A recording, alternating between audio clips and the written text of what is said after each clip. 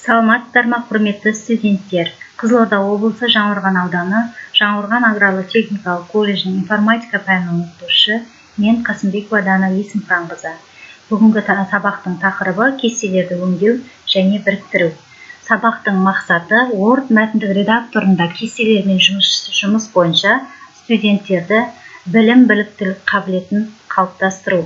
Сабақтың барысы мен бірнеше кезеңдерге бөліндім. Осы кезеңдер арқылы біз сабақты жалғастырамыз.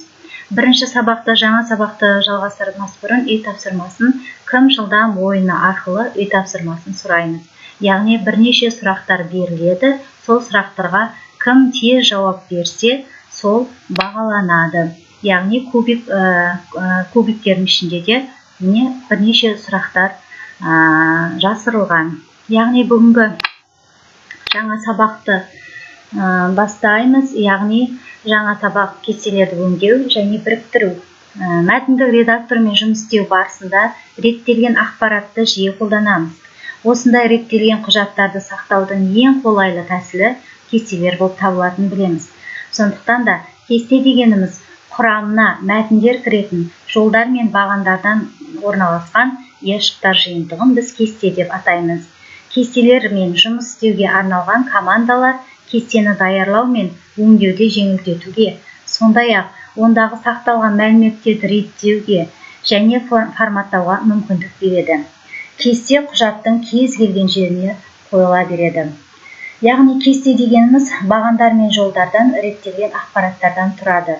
Яғни міне бағандар, жолдар және ұяшық. Міне осы жолдардан тұрады екен.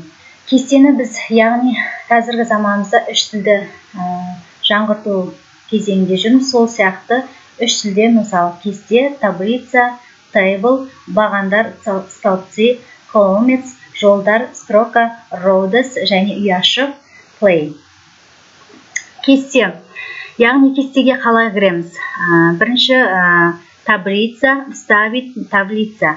Осы терезені басамыз. Осы терезені басқан кезде бізге бағандар саны мен жолдар саны шығады. Яғни осы бағандар саны мен жолдар санын белгілеп аламыз. Яғни кестемізге қарай.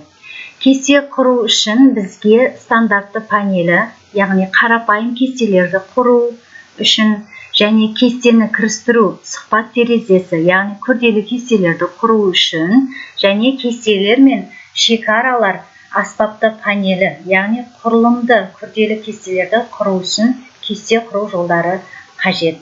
Яғни осы жаңа сабақ барысында кестемен жұмыс істеу кезінде біз не түсіндік, не қойдық, мәтіннің қатесін тап деген тапсырмалар арқылы біз сабағымызды қорытындылаймыз. Міне осындай текст беріледі. Осы жерде біз қандай қате бар екенін жазамыз мына көп нүктелердің орнына. Және де Word мәтіндік редакторы бойынша кітаппен жұмыс жасаймыз және де өзіміздің үйде отырып кесте толтырамыз. Жаңағы қалай кесте құрылу керек, кестенің қалай жолдары бар екенін анықтаймыз. Яғни сабақты бекіту, кесте сызу, екіншіден тестпен жұмыс.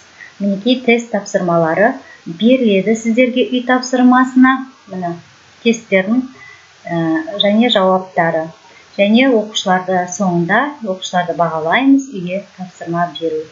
Үйге тапсырма беру кестелерді өңдеу және біріктіру тақырыбына байланысты тақырыбын оқып келеміз. Және менің жанұям тақырыбында жақсылап әдемілеп кесте құрып жібереміз.